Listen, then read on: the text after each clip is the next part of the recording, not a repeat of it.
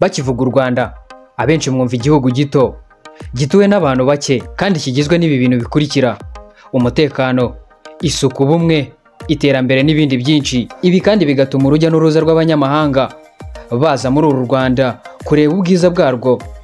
Abenshi iyo bahageze bahita bakeneraho kuruhukira, aho bafatira ifunguro ndetse n'ibindi.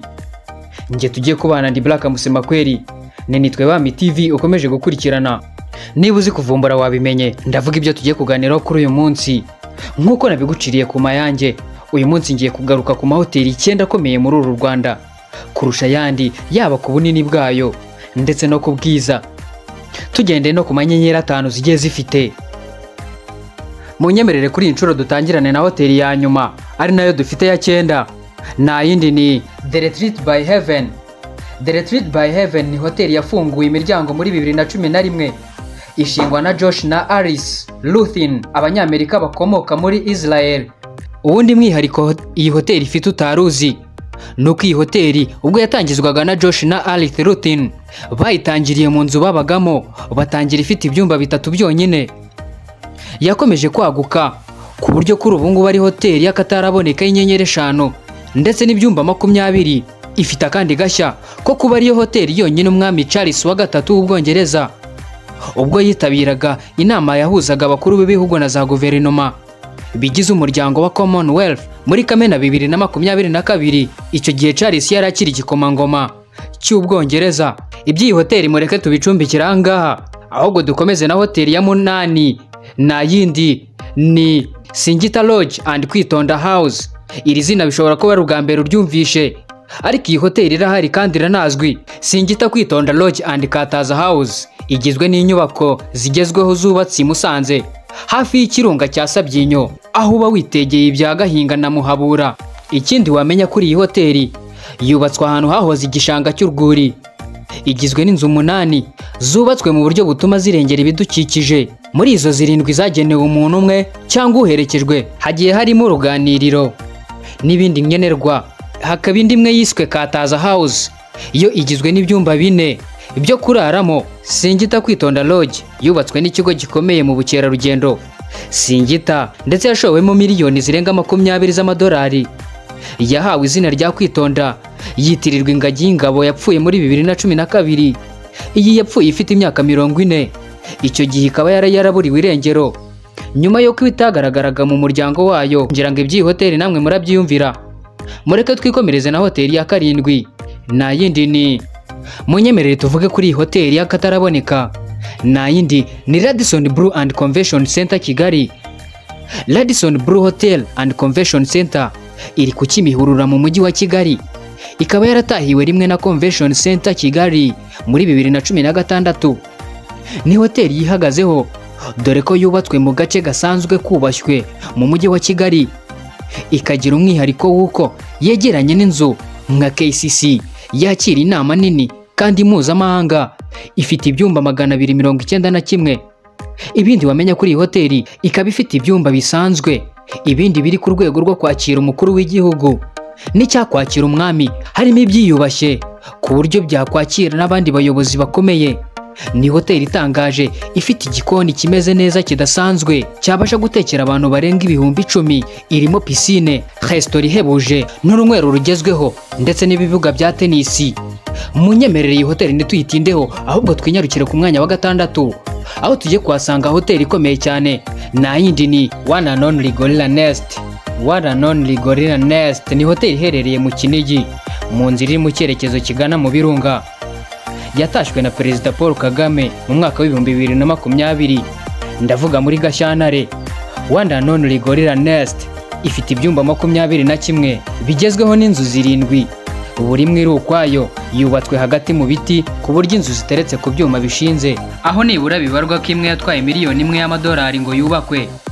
Inzu zayo zitatse ku buryo bwa kinyarwanda hakoreshejwe imigongo n'ibindi bikoresho by'ubugeni. Izi nyubako kandi zigizwe n'igice kinini cy'ibirahuri. Nta handi hantu ho kurara mu Birunga usibye muri iyi hoteli.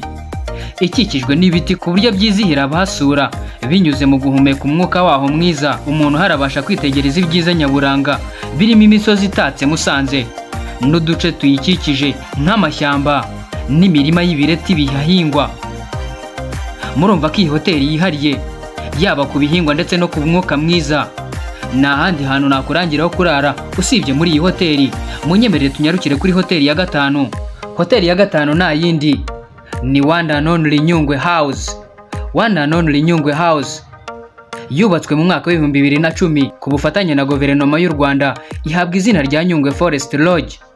Ryaje guhinduka mu mwaka w'ibihumbi 2017 nyuma y'uko yeguriwe One and Only Natural Resort. Yongeye gufungura imiryango mu mwaka w'ibihumbi 2018 nyuma yo kuvugururwa no kwagurwa. Ni imwe muri hoteli enye z'uru rwego ziri hanze ya Kigali, by'umwihariko mu ntara y'Iburengerazuba hafi ya pariki ya Nyungwe, iherutse gushyirwa mu mutungo kamere w'isi.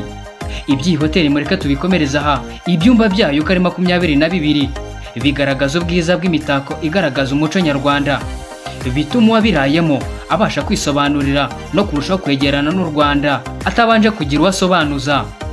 Iby'iyi hoteli nabyo mureke tubicumbikira, ahubwo tunyarukire ku mwanya wa 4 aho tugiye kuhasanga hoteli ikomeye cyane, na yindi ni Magashi Camp cyangwa Akagera National Park. Iyi nayo ni hoteli y'inyenyeri 5 yubatswe mu mwaka w'ibihumbi 2018 muri pariki y'Akagera mu ntara y'Iburasirazuba. Ikindi wayimenyaho, icungwa n'ikigo Wilderness Safari Magashi Camp. Icyakora yubatswe ku bufatanye bw'ikigo cy'igihugu cy'iterambere RDB n'umuryango ufite intego zo kubungabunga pariki kuri uyu mugabane wa Afrika, African Park, uterwa inkunga n'umuherwe Howard G. Buffett.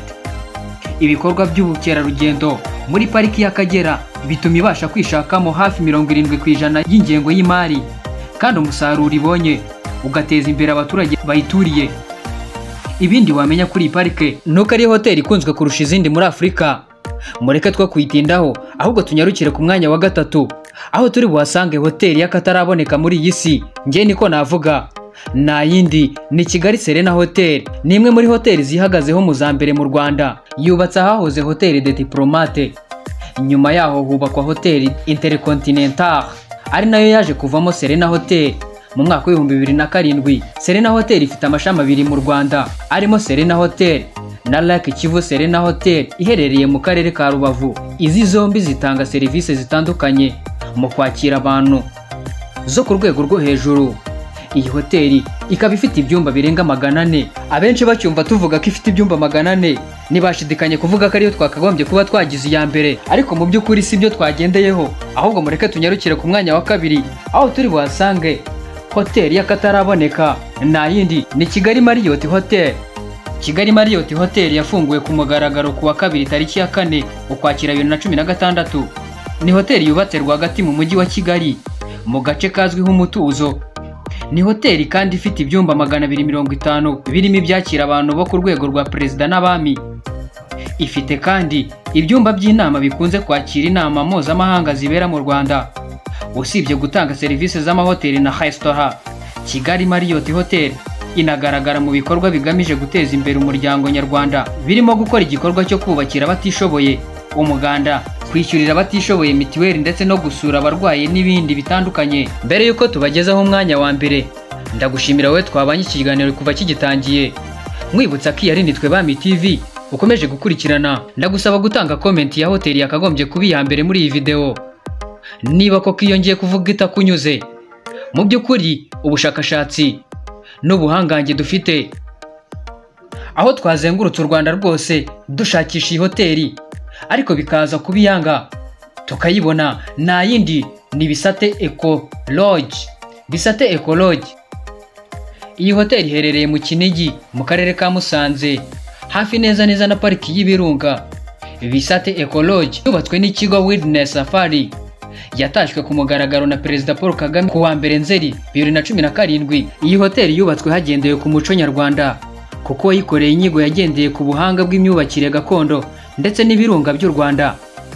Igizwe n'inzu z'ibyatsi 6, buri yose ifite ishusho ya kimwe mu birunga by'u Rwanda. Ikaba hitegeye ku gasozi keza kari mu ishyamba, ku buryo uburanga bw'imisozi ihikikije n'ikirere cyaho byizihira uwahagannye. Uretse kuba ifite ishusho y'ibirunga nka Bisoke, Mineko na Karisimbi, urebye Bisate Lodge uhita uyibonamo ishusho y'ingoro y'umwami yo mu Rukari i Nyanza. Iyi hoteli kandi iza mu za mbere zakira ba mukerarugendo bo ku rwego rwo hejuru mu Rwanda. Ngiyo hoteli twabashe kugira iya mbere, niba duhuza muri comment urabinyandikira. Nje twari turi kumwe, ndi Black Musemakweli, umwe rukumbi ho rubaho ibyo mushaka, ibyo mwishimiye, ibyo mwari mukeneye ndetse n'ibindi. Iyi ni Nitwe Bami TV. Ndakwibutsa gukora subscribe wowe utarayikora, like, share ndetse na comment kuri ibi biganiro tubagezaho. Ciao ciao, naho utaha. Nitwe Bami TV, oh yeah.